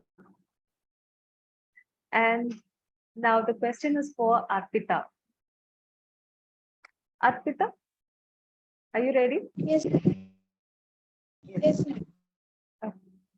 So you mentioned in your bio note that you liked some of the poems, and you mentioned the poem Amanda by Robin Klein. Actually, the poem focuses on the upbringing of a small child, Amanda. Being a reader, we can understand the struggle that a child is facing. The poet mentioned the children should not or should never be deprived of their freedom because the parents are solely responsible for the proper upbringing of their child. Imagine now you are Amanda. How do you see this being a school kid? Amanda was a teenager whose mother was trying to inculcate habits and etiquettes within her. But the way she tackled the problems was a bit different. Everyone has a different way to tackle the problem. Amanda's mother had a nagging nature. She passed on instructions one after the other. She always she was very busy into inculcate habits within her, but she never let her live her life on her own terms. So Amanda yearned for freedom always. She would even like to be an orphan. She would roam in the dusty streets and she would make soft pattern with her bare feet. So we should not nag a child in such a way that they would like to be an orphan. I feel that there should be slight adjustment between the parents and the children to avoid conflict. And each of them should understand the problems and they should tackle in a proper way. Thank you. That's a nice answer. That's a wonderful idea. And parents should not annoy their child too much. They should understand the child's need and their mental state. Well said. Thank you, Arpita. And the question is for Mahi. Mahi, are you ready? Yes, ma'am. Yes, okay. So I just taken a question randomly from your syllabus because just I wanted to know like how you have understood the poem. Okay. So how does the poem A Tiger in the Zoo by Leslie Norris appeal to you? Actually, in this poem, it is mentioned that the tiger is in the state of, I mean, when it is kept in the zoo, how it reacts, and when it is in the forest, how it reacts. When it is kept in the enclosure, small enclosure of the zoo, it is not happy. Whereas when the tiger is in the forest, it feels so. I mean, it could feel or enjoy the freedom. Does it make you sensitive towards animal? What kind of awareness the poem creates in you? I just wanted to know, should animals be kept in captivity? Hope you The can whole get my. sorry, the whole poem. Okay, Yes, please yes, yes. continue. Hope you could understand the poem, which I mean, the question. Yes, ma'am. Thank you for asking me this question. And I truly get very sensitive about animals after reading this poem. This whole poem is about captivity and how the tiger is being captive in the zoo. I think, according to my perspective, tiger doesn't belong to a zoo. Sorry, tiger doesn't belong to a jungle. The jungle belongs to a tiger. It is its home. And seeing the tiger with those dull eyes looking at those bright stars, it's just so sad, and it's just so uh, sadistic for anyone to watch that. Like, we can't watch a tiger even if we like, because the tiger is something that I said belongs, the jungle belongs to the tiger, and we are snatching away its freedom from him or her, from, okay. And this was very phenomenal that I will again like to join it with a real life thing. In lockdown, the very recent condition, we were not kept captive. We were just in the comfort of our house, in our home for more than 2 years and 2 years, and we were so hell-bent on going outside, and we were so desperate to, like, we want to go out, we will die, and if we won't go out, and everyone was getting into depression because we were not allowed to go out. And this was the thing. Just a minute, ma'am, can I come back? Yes, please. Yeah, sure. That's a great observation from her. Yeah, really. And the way she answered it, makes us realize the power of poetry. We feel as if, children do not engage with poetry, but look at her answering. I mean, the way she said the jungle belongs to the tiger, and if it's not the other way around. It's not as if tiger is just a tiny part of the jungle or something like that. It's like, yeah, we are snatching away the freedom of these wild animals. Yeah, that's true. We don't like to be in captivity, but we want to keep animals in captivity. That is something really, very distasteful. Yes, Mahi, please continue. We were just talking about what you said. I'm sorry for the disturbance. And I was just saying the whole thing that everyone has their own sense of, set of mind. Animals too have, uh, what can I say, emotions, and we should not confine them in a cage when they are made for the whole. Even the whole world is small for them, and we cannot just confine them in a small cage. Beautiful answer. You have amazed me with your answer. That's nice. Yes. Okay, and animals are not mere showpiece, or it is not a source of entertainment for people, right? So that's an amazing answer. And Mahi, I would like to know. Actually, I know that you write poems, right? So can you read a short poem of yours? We would like to listen from you. Surely, I would love that. It is an honor.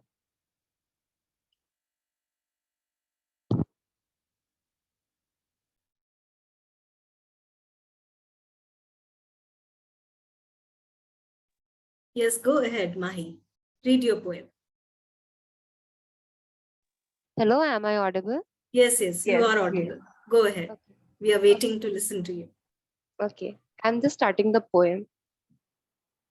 I would rather be a fighter than a lover, because all my life I have been fighting. I would rather be a warrior than a princess, because all my life I have been ruling. I would rather be a Slytherin than a Gryffindor, because not all of them are bad. I would rather be a bumblebee, because all my life I have been caged up. Let me be free. Let me go. Let me allow to dream, because I would rather be a dreamer than a doer. At least they have happy endings. Let me be in my own little world.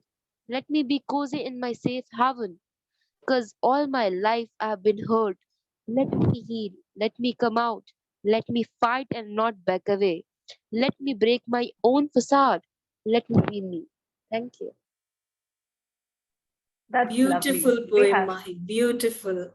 I think it Thank you. reminds me of that song, Sari Umr Hum Parvar Ke Jiliye Ek Pal Ka Beautiful song indeed, Isha Yeah. ma'am. Jine Do Yes, Jiliye. and she has expressed it so nicely. I mean, I just felt that I am in her world. I could actually feel her. I could, in a way, understand her. So it's wonderful, really wonderful the way you have written that poem, Mahi. Thank you so much. Yes, Sripriya ma'am. Yes, that's lovely, Ma. Just keep going, keep writing. That's so inspiring. That's great. Okay. So now the question is for Niharika. Yes, ma'am. Can you talk about any such poem from your syllabus which discusses the theme of racism and caste and religious differences, and thereby giving a strong message to the society? And what's your takeaway from the poem? Ma'am, actually, I would like to discuss the poem The Cold Within by James Patrick Kinney. It illustrates the folly of falling prey to discrimination that sought changes in our own humanity. It also discusses about the consequences of letting your prejudice control over your decisions. The message is relevant today when we face divisions outlooks in the world that lead to hatred and violence. I would like to quote, "Their locks held tight in death's still hands was a proof of human sin. They didn't die from cold without, they died from the cold within." Predictably, we arrive at a grim ending, which all of them died.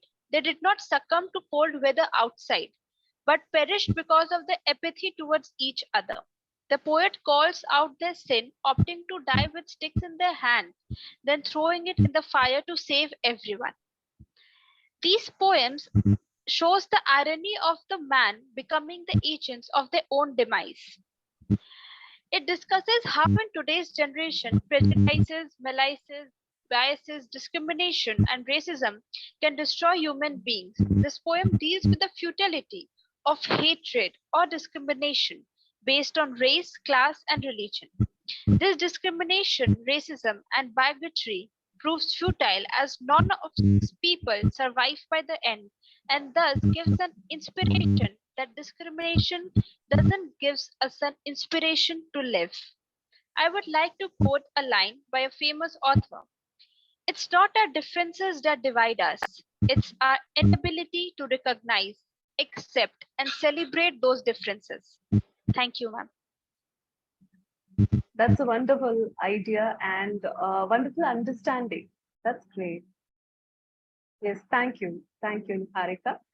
And then now the question is for Subhranshu.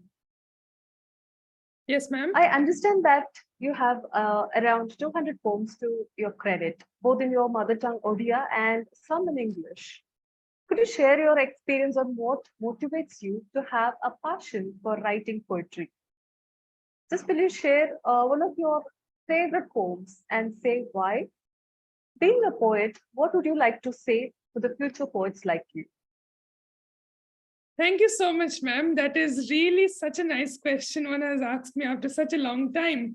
Poetry. In the field of literature, when we only talk about novels and storybooks and dramas for that instance, and movies, the new generation, poetry is always at a side. And, poetry is always heard in a sort of audiobook when someone is going from one place to another, in radios or something like that.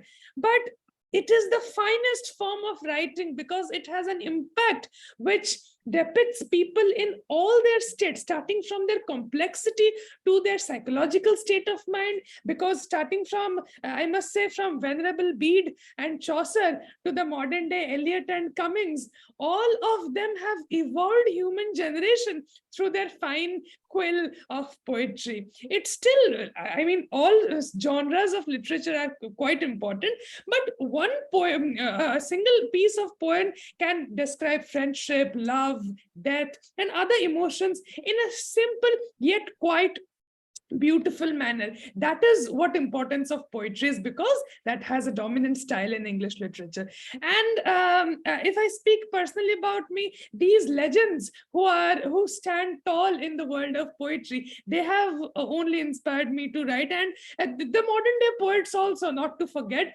the youngsters who have been constantly publishing and writing. When I was in school, I was a kid of class 7 or 8. I wrote my first poetry first in my mother tongue, then I converted writing in English. And when they were published, that eventually inspired me to write more, read more, delve more into it, delve more into the ocean of literature, which is absolutely unending. So I would like to read one poem by my own. I'm sure the kids present over here and the listeners who are listening, they can relate it with them. So here I start. Cast your gaze upwards when you are alone and in the dark. Also, be in awe of the infinite size of the creation. The majestic backdrop of heaven inspires utter ecstasy.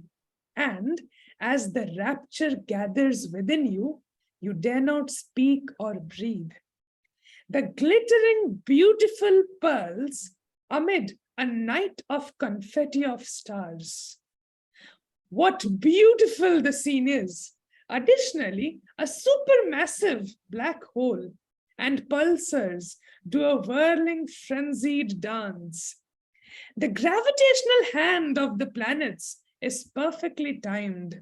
The galaxies also spin as a result of limitless balanced forces. The equilibrium of the cosmos offers a glimpse of the deity. Only God is capable of conducting symphonies of light and time. Thank you so much. That's lovely. Oh, Even wow, it is very wonderful to listen to your poem. Yeah, and Sripriya Outstanding. ma'am, weren't you struck by the phrases, the confetti of stars? I really fell in love with, that expression, and the symphonies of, time. And what was it, Subhransu? Ma'am, the black holes and the pulsars doing a frenzied dance. Yeah, I mean, you take us to another world, and it's really amazing how you write, Subhransu. Continue writing. May God bless your pen, and you craft many such poems, both Mahi and Subhransu. We just love listening to your poems. Thank you, ma'am. Thank you. And on that note, I would also like to speak that children, if they haven't read Robert Frost, Stopping by the Woods on a Snowy Evening, that is one single poem which has inspired me since a child and which keeps inspiring me till now, especially the last 4 lines. The woods are lovely, dark and deep, but I have promises to keep, and miles to go before I sleep, and miles to go before I sleep. Yeah. Nice. Thank you. Yes, you have inspired us also. And also, I hope this will be a motivation for the children. They can understand and they could feel that they also want to write a poem. That's great. And it's lovely to listen to you, the way you have said this, you read the poem. That's lovely. Thank you. Thank you so much, Subhransu. Now over to you, Isha ma'am. Now, I think we would just like to wind up our session. Yeah, maybe we could go for one surprise question for all of them, Isha ma'am. Let's see, and I would request, those who are interested to answer, you can spontaneously answer. We don't force anyone to answer, and we would just like to hear your views on this briefly. Okay, and be very brief and just go for it. Yes, Isha ma'am, please. 1 minute, ma'am. Yes, yes, ma'am. So we actually like to keep surprises. You asked me, are the surprises good or bad? I know now the earlier one was good. I don't know about this. This surprise only Isha ma'am has for you. Right, Isha ma'am? Yes, ma'am. I think we have touched upon all the subjects, reading habit. We have posed question on drama, fiction, poetry, non-fiction. So only one subject was there. Like there are many subjects, but still according to us, one subject was there that was left untouched. And if there is any student who would like to answer this question, here is my question for all of you. Are you attracted towards mythological writing? If yes, why? And if no, why not? I'd like to answer the question, and I think that I am actually attracted to mythological writing, particularly Indian mythological writings like the Ramchandra trilogy by Amar Tripathi, or the Shiva trilogy by Amar Tripathi, and I think the main reason for them is similar to what we said about classics and poetry. Like the original version is very tough to understand for beginners and for children like us who are not well versed in Sanskrit or in other languages. But I think when these stories are like worth telling millions and millions of times, because just like the Harry Potter series, they're immortal and live through the generations. And I think that the reason why I love these stories so much is because they like they impose ideas of modernity into the historical tales, and that is something which is very appreciable. Thank you, Debadrita, for Ma'am, if I would like to add, sure. Yeah, Amish Tripathi is indeed the new generation, and I'm so happy to see that in kids because a few days ago I see a kid of class 6 reading the Shiva trilogy of Amish Tripathi, and that is the importance our mythology has, because it is full of culture, belief, it is pure, it has a moral, and it teaches children to go in the right track. Also, books by Chitra Divya Karuni, like The Palace of Illusions, she gives a very different aspect of the character of Draupadi, or any other mythology. The main instance is the characters in our mythology are so interesting. You know, the classical mythology, if the children pick up, they won't enjoy it that much as the new retelling of mythology is being done. Like authors like Amish and the entire team is working on it. For example, the story of Ekalavya, which inspired me as a kid. The one person cuts off his finger for the dedication of a teacher. That is the inspiration our mythology has. Or the dedication of Ram, the Lord Ram in the entire thing, in the story of Ramayana.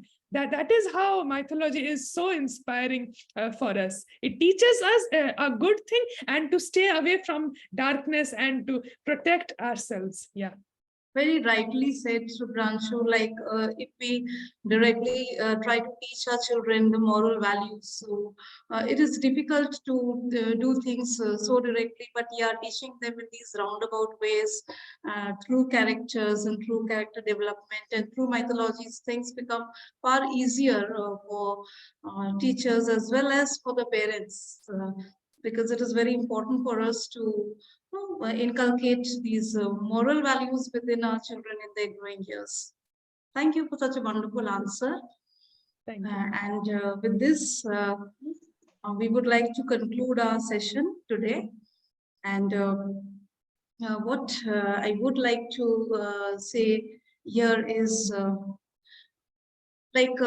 we have derived different conclusions. I have made my fine observation on children and their reading habits. Shatarupa ma'am might have made her observation on fiction.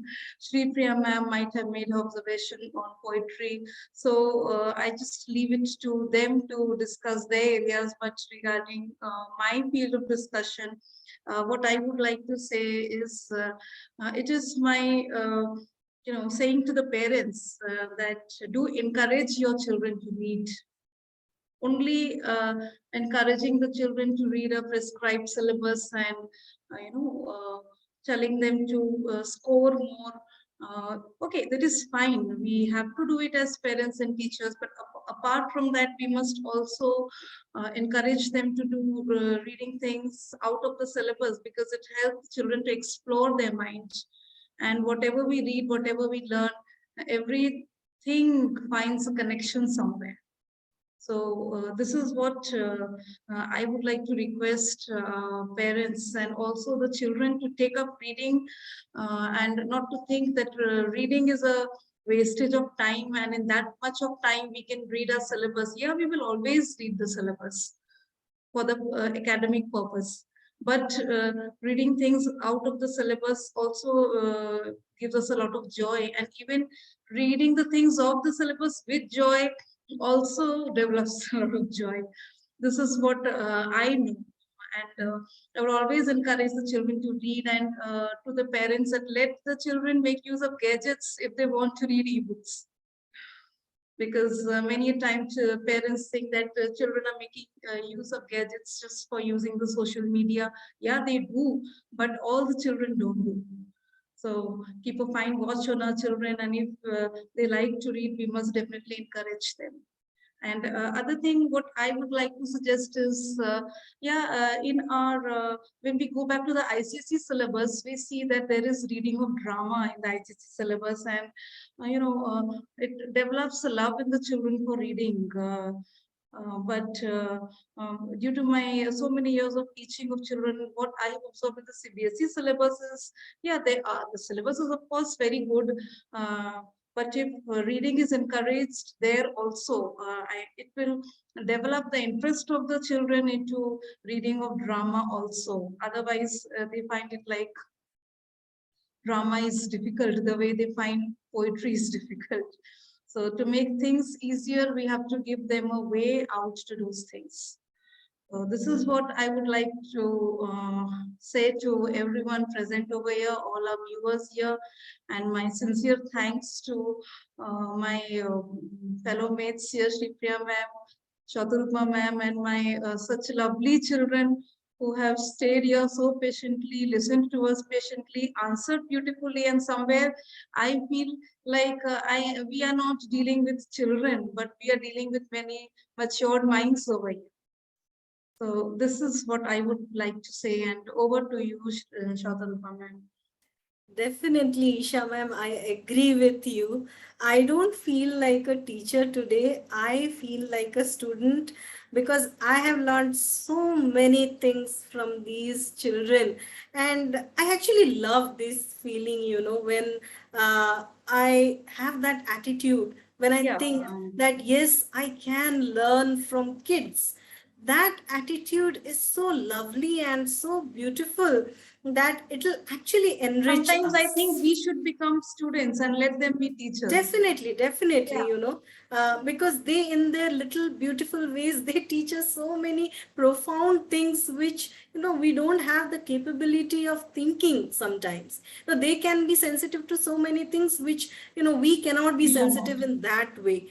So I think this, dialogue that we had today with the students, each and every one of the students, they gave me so many things to think about, and especially from what I have observed, children, they love reading fiction of every kind, whether it is sci-fi, whether it is fantasy, whether it is adventure, whether it is romance, whether it is a kind of growing up story, a Bildungsroman story, coming of age story, or it is a mystery, a thriller.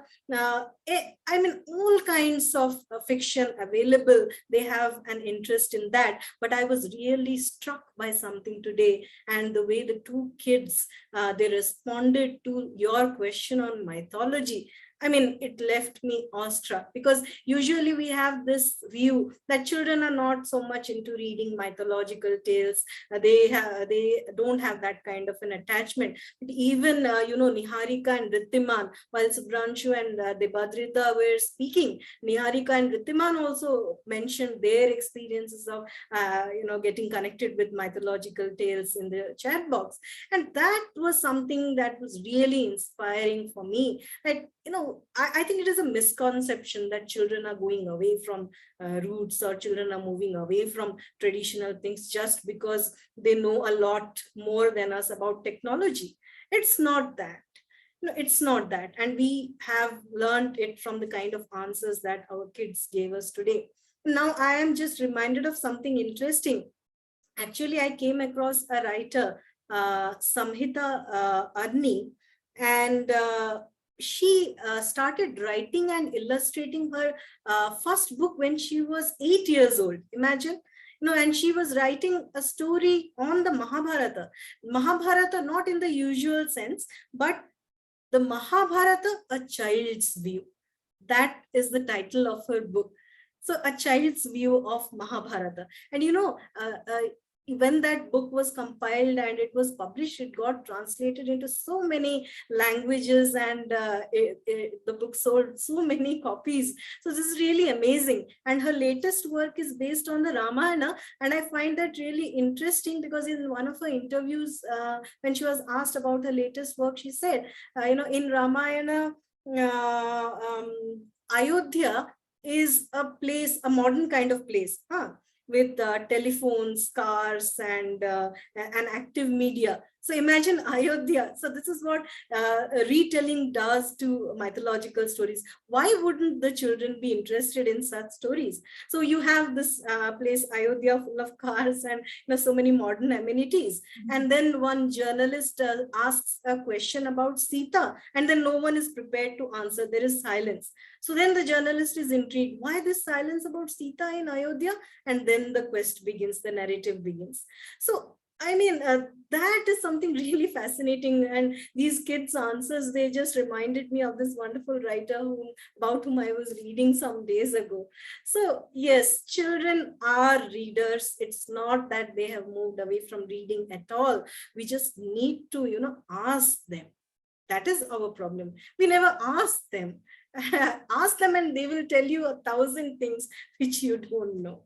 So that was my observation. Very rightly said, Shatarupa ma'am. We never take out time to ask our kids about their likes and dislikes. And since that we have asked them today, we've got to know such wide things. Thank God we asked them, Yeah. Yes, Sripriya ma'am. Yes, ma'am. Thank you. And in my observation, these kids are just amazing. And they're just sitting before us, just like a beautiful picking flowers. We can listen and listen and listen to them. So such a lovely moments you have made. That's great. Thank you. And I'm very happy the way they have answered the questions. And it will be very nice if we have books written on how to teach poetry effectively to children. Because we have so many books to how to teach poetry or something of that sort, but not for the children. So it will be helpful for both children and also the teachers that will get insights on it. So thank you for all your wonderful participation. Without you, this might not have happened. Thank you so much.